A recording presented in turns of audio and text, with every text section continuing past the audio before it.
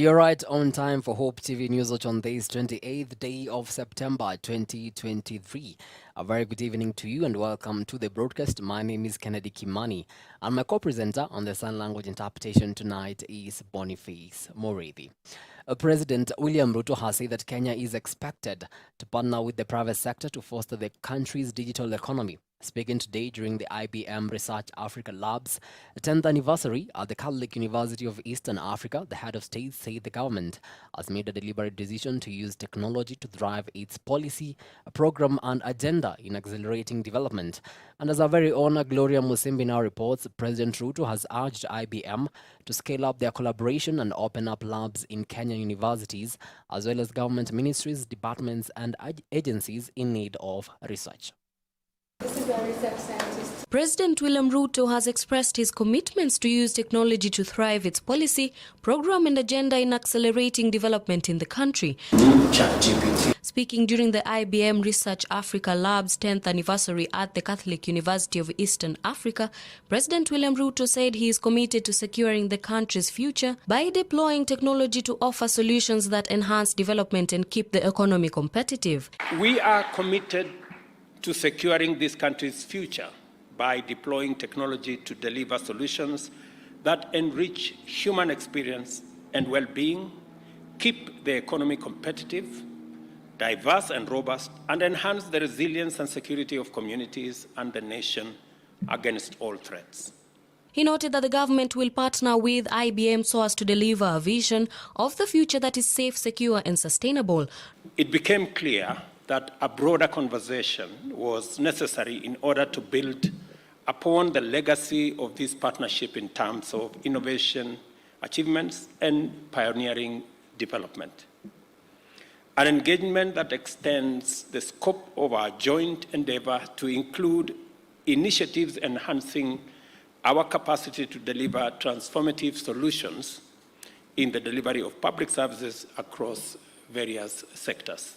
Ruto expressed confidence in the Universal Healthcare Bill in Parliament, saying that once passed into law would be implemented efficiently to provide proper delivery of universal healthcare to Kenyans through digital platforms. There is legislation that is going to make it possible for us to deliver our health programs on a digital platform.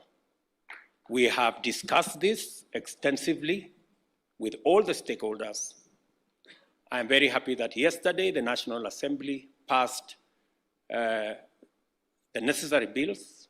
They will now proceed to go to the Senate. Those in the Senate will proceed to go to the National Assembly. And in a couple of weeks, we will have built the ecosystem that is going to make it possible for us to deliver on universal health.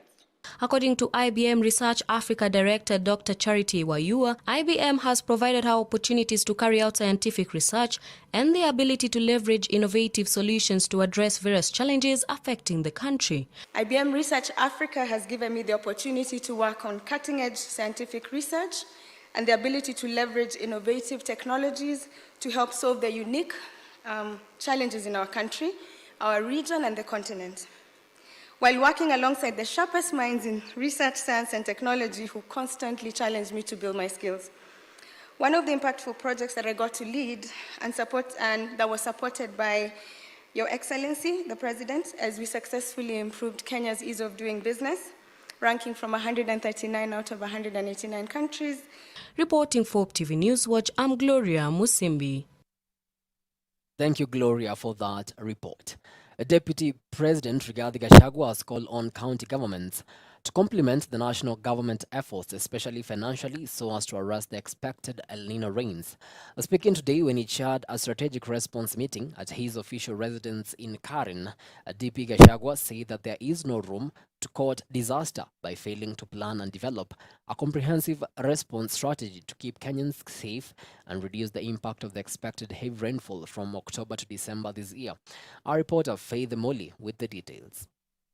And it is in Jesus' mighty name we pray and believe. Deputy President Rigathi Gachagua has held a meeting to discuss and evaluate the country's preparedness for the upcoming El Nino rains. Speaking at the meeting, the Deputy President reaffirmed the government's commitment to ensuring preparedness as well as ensuring that every accountable state sector and agency is ready to carry out its duty effectively. The first person is going to give... Gachagua stressed that the government intends to avoid a reactionary approach to the anticipated situation through proper coordination and engagement with various partners. I want to give the government's commitment that we shall apply all resources at our disposal, including the Kenya Defence Forces. The Minister for Defence is here. The National Youth Service is a reserve army for the country when there are challenges. The National Youth Service will be available to help the counties that have cities and towns in cleaning and unclogging the drainage system so that we don't have a big problem in our cities. We have had a very big problem in Nairobi. We had a big problem in Nairobi in 1997, and we lost many lives. And again, we ask Kenyans not to be very adventurous, because the Director General of Meteorological Department said some people are daredevils. And we saw that in 1997. The Deputy President also advised Kenyans to exercise caution throughout the crisis and urged the media to cooperate with the government to keep Kenyans informed and well-informed at all times. In the press, I also want to make a special appeal to you to assist us and to be our partners in this matter by giving the right messages and again going out of your way to educate the people of Kenya on the possible dangers of doing this against that, so that those who are on low grounds can move to higher grounds, those who are on very slopy terrain can be able to move to areas where they are safe. The media will be an important partner in this matter by giving the right information, by continuously calling out the people of Kenya and keeping them informed on the likely dangers and what they need to do so that they stay safe. Arid and Semi-Arid Lands and Regional Development Cabinet Secretary Miano said that there is need for cross-cutting coordination at all levels of government, humanitarian organizations, and all actors. We do propose that we have proper coordination, stakeholder participation, and as we go on, each sector to prioritize possible response in terms of prime urgency, life-saving interventions, and immediate recovery and livelihood activities. We know that preparedness activities have begun, but should also continue seamlessly throughout the rainfall season and even after, so that we address the post-El Nino periods. And we look forward to community preparedness through communication, early warning. And Your Excellency, I know at the end of this, we will have a good coordination and a focal point and framework of planning and coordination at the two levels of governance. Council of Governors Chair Anne Weguru added that the counties are coordinating response mechanisms. 23 counties have so far submitted their reports on their preparedness, with the rest expected to submit theirs soon. These counties have also done a quick estimation of the amount of resources that will be requiring to deal with this matter. And out of the 23 counties that we we already have an estimation of about 8 billion shillings. You can imagine by the time the others come, we'll probably be at 15 billion shillings that will be required to fund this El Nino preparedness and response activities. Reporting for Hope TV News Watch, I'm Faith Muli. Thank you, Faith, for that. Now, Interior CS Kithure Kindiki has said that officers serving in the Kenya Prison Service who are over 60 years old must retire. Speaking today when he met with the National Assembly Committee on National Cohesion and Equal Opportunities to respond to questions on the employment opportunities in Kenya Prison Service, CS Kindiki said that the move will provide an opportunity for younger officers to rise and hold management positions through a clearly defined procedure and eliminate cases of corruption.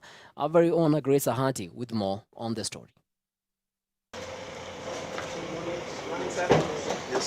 Interior Cabinet Secretary Kithure Kindiki on Thursday met with the National Assembly's Committee on National Cohesion and Equal Opportunities to respond to questions on employment opportunities in Kenya Prison Service. Speaking before the committee, Kindiki noted that the government is developing a concrete roadmap and matrix to streamline career progression and succession management in the Kenya Prison Service and other uniformed security agencies. And why is it that we have declined?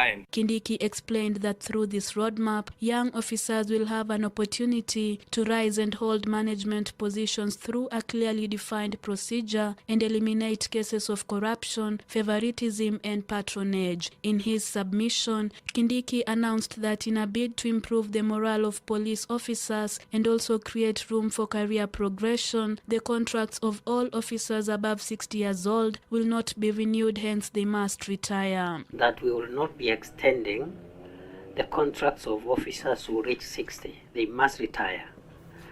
This will help us to improve on the morale of our officers and also create room for promotion, especially at senior level management. So as a policy, we will not be extending a single contract beyond 60. Kindiki has at the same time stated that he will ensure the staff represent the diversity of the people of Kenya, further noting that there will be no discrimination in employment and that no ethnic community represents more than 1/3 of the uniformed staff population. We have work to do to ensure that we do not have any single ethnicity with the disproportionate composition of senior management within the Kenya Prison Service, and the figures are there.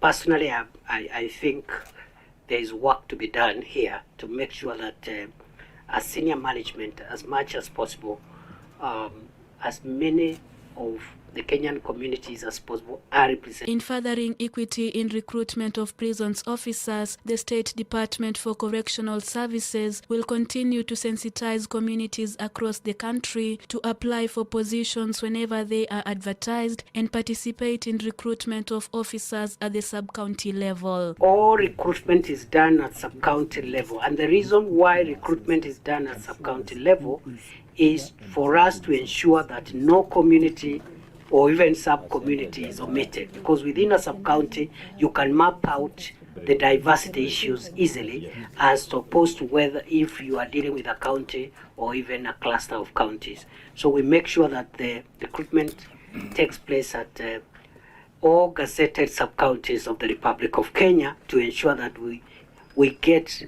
every diversity considered for recruitment. Kindiki has further called upon Kenyans to report any officers who demand or receive bribes for immediate action in accordance with the law, noting that corruption is a vice that must be dealt with firmly.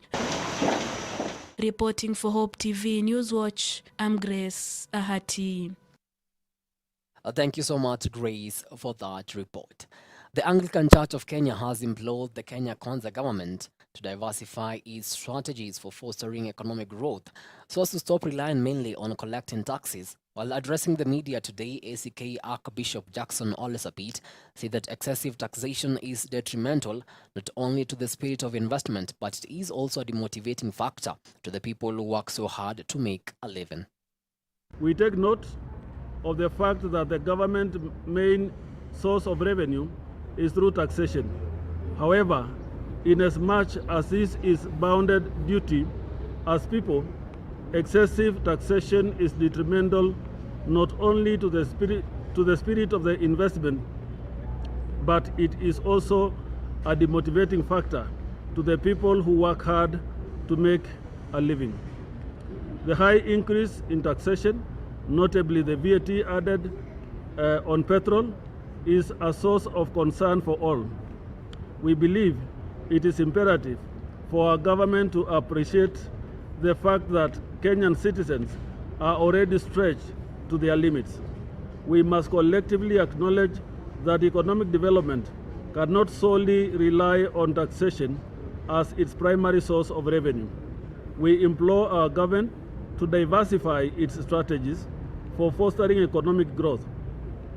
A key component of this diversification must be involved in a concerted effort to boost our exports, thereby addressing the depreciation of our national currency.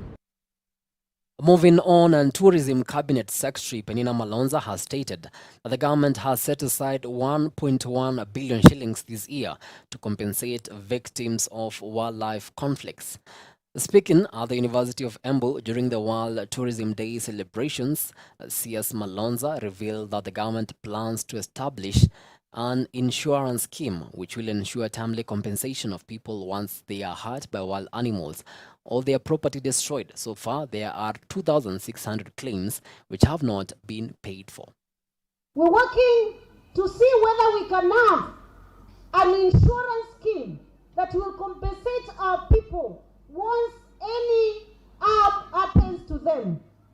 We've also budgeted 1.1 billion for further compensation this year to ensure that the baggage that we have of 2,600 claims will be paid before the end of the year. We've been able in the wildlife sector to, for the first time, disperse 900 million for compensation.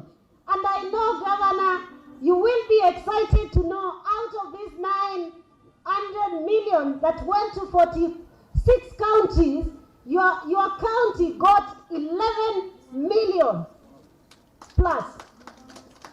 And these are people who for the last 14 years had not been compensated.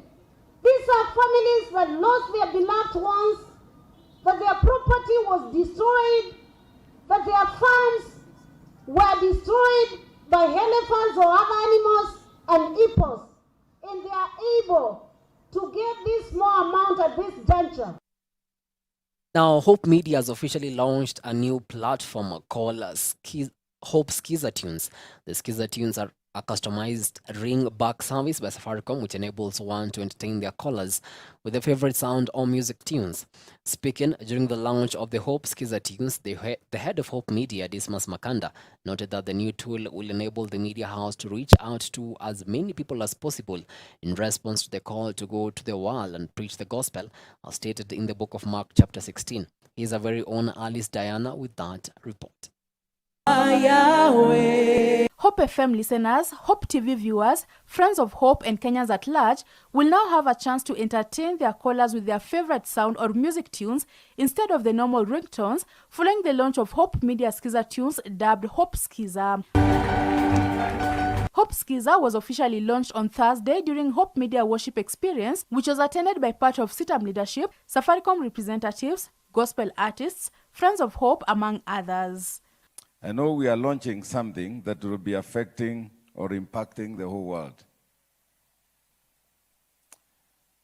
And this is not impact for people to get more money. This is not impact for people to, to enjoy life as such. This is impact for something different. Impact for the kingdom of God. Today we are seeing more than 7.7 million per day active customers interacting with the Skiza platform, and this gives you a very big opportunity to reach out and also to transform lives. According to Hope Media's head of media, Dismas Makanda, Hope Skiza is aimed at reaching out to a large number of people across the country with the gospel of God. We believe as a media house that this is the tool that God is going to use to reach as many people as possible. Our key focus areas is that every content we take out there to you who listen to us and watch us, that the content must be able to transform and inspire you. We also believe that we need to be able to engage our audience, engage our partners and stakeholders. We are quite heavy on partnership, but also we must demonstrate growth and leadership. not only in the Christian fraternity, but also in the media space. Running a media house can be quite expensive, but we believe if we give opportunity to all of us who listen and watch us, then we are able to reach quite a big number of people across the country, but also around the globe. And therefore, Hope Sikiza is a new platform for us.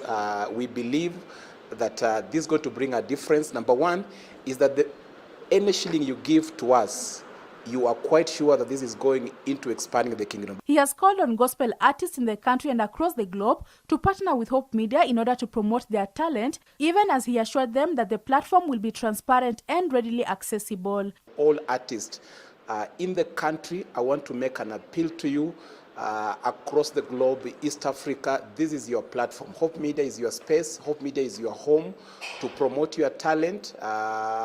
We will ensure that we have a lot of transparency and integrity in terms of how we deal with the business and how we engage with our stakeholders.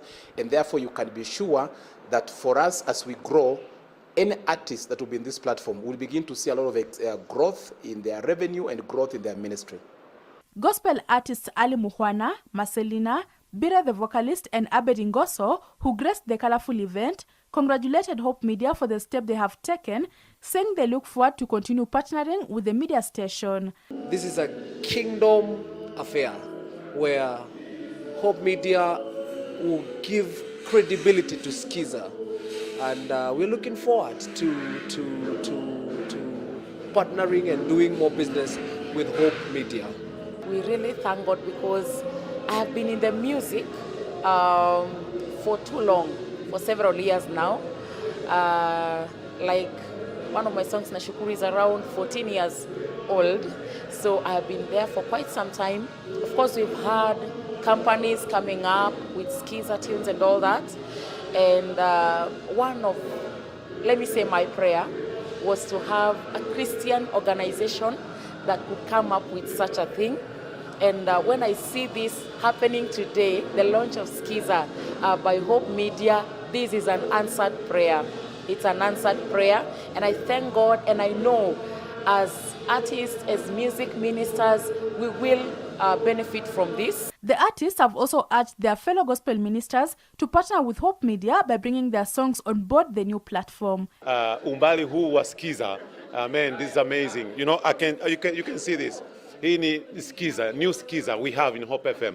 So hii ni mwanzo poa kwa wasanii. Let's come and, you know, like bring our songs in this place. This is the beautiful, best place to be because hawa wanafanya ukweli, hawadanganyi, yani, unaona. So I'm happy to be here today. I know umejaribu kule kwa hizo platforms zingine, uaminifu ndo imekosekana. I want you to try Hope Skiza. I want you to try Hope Skiza. And I know, niko very sure hautajutia. Chenye Hope wameni assure nayo ni transparency. Because hicho ndo kitu ambacho wasanii tunalia. Ni uchungu sana msanii aende afanye zile kazi zote, afanye project.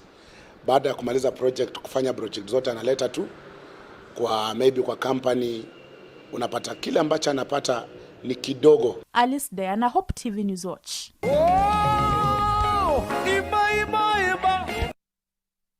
Thank you so much, Alice, for that report.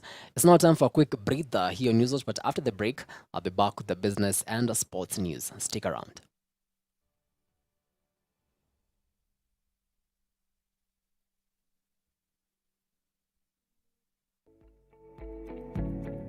Next on Adam's Cave.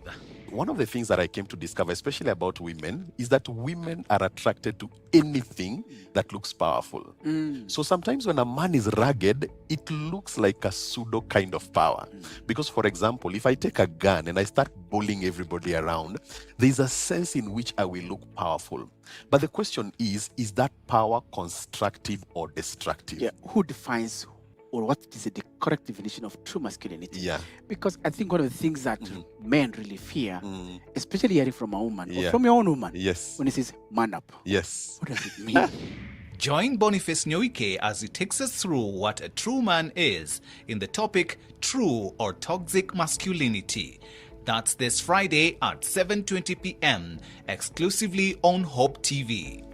In order to keep hope alive in the airwaves, Hope Media has a couple of initiatives. Friends of Hope.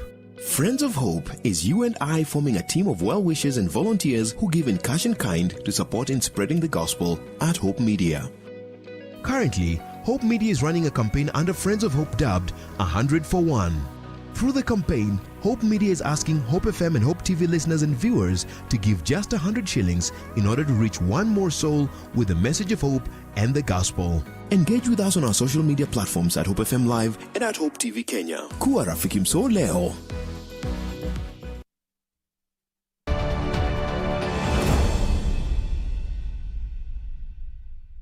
Welcome back. Interior CS Kithure Kindiki has said that the request by the Kenya Copyright Board to reinstate police escort to collective management organizations during their licensing enforcement operations is legitimate. Speaking today when he met with the National Assembly Departmental Committee on Sports and Culture, CS Kindiki, however, said that the request must be implemented subject to a clear agreement on enforcement and operational protocol between the CMOs and the National Police Service. As we are aware, the National Police Service is independent. It's independent, and the Inspector General of the National Police Service cannot be given directives by any person or entity except a matter of policy, in which case the Cabinet Secretary responsible for internal security can issue those directives under Article 245, as I alluded to in my statement. So no arm of government, no entity can direct the Inspector General except on matters policy where those directives can come. That is the product of our Constitution. Moving on, and AGRA, in partnership with the Cereal Growers Association, have convened a pre-planning preparation forum with key stakeholders to reinforce regenerative agriculture practices in Makueni and Kitui counties ahead of the expected El Nino rains from October to December this year. The partnership is entering its second phase, following a successful initial phase in 2020-2021. The project's core objective is to assist smallholder farmers in diversifying their crops, exploring new income sources, and adopting regenerative farming techniques to enhance soil health. What we are looking at is on the regenerative agriculture practices, but we have focused value chains. So the value chain that we are focusing on are number one, we have sorghum. Number two, we have pigeon peas. Number three, we have cowpeas. We have green grams, and then we have maize in some areas. And we are not promoting all that as bracket application. We are very context specific, depending on what we call agroecological zoning of the areas that we are working. So you find that some areas like in Kaiti, in Makueni, for example, we are promoting maize because it does well there.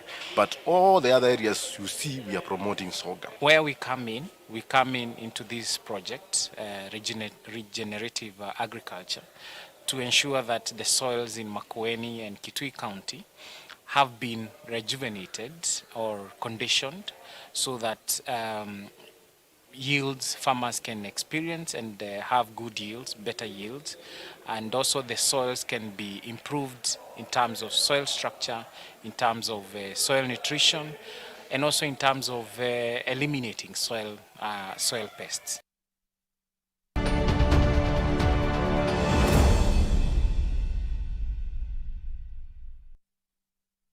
And to some sports in action now, KCB Women's Volleyball team is sharpening its teeth ahead of the 2023 Kenya Volleyball Federation League playoffs, scheduled to take place from the 2nd to the 4th of October at the Kasarani Indoor Arena. The team finished second in the league phase behind Kenya Pipeline after garnering 24 points to cement their position ahead of the much-awaited encounter.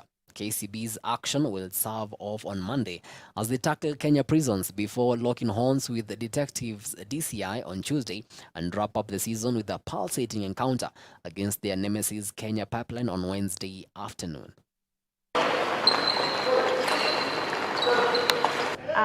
I'm excited about the playoffs coming next week from Monday. I'm eager to see what it happens, what we have as KCB, what we are going to achieve. Right now the team is composed of experienced and young players. Most of them, this is their first playoffs to play, the ones who came from school last year. And they have morale, giving the chance to play with the players from the national team is a morale to them. And so we know they are going to perform well given a chance. And the morale for the team generally is high. We expect good performance and good results at the end. We have been training for the last 2 weeks after finishing number 2 in the normal league. And what I can say is that the team is responding well to the training, and we are training as a technical bench. The team is okay, we don't have any injuries, and we are hopeful that this year, may God favor us to win this championship. Manchester City suffered their first defeat of the season against Newcastle United in the Carabao Cup as star striker Erling Haaland was left on the bench. Alexander Isak's goal gave Newcastle a 1-0 victory at St James Park after a much improved second-half performance. Newcastle now proceeds to the 4th round of the competition, where they will face the defending champions Manchester United on the 30th of October.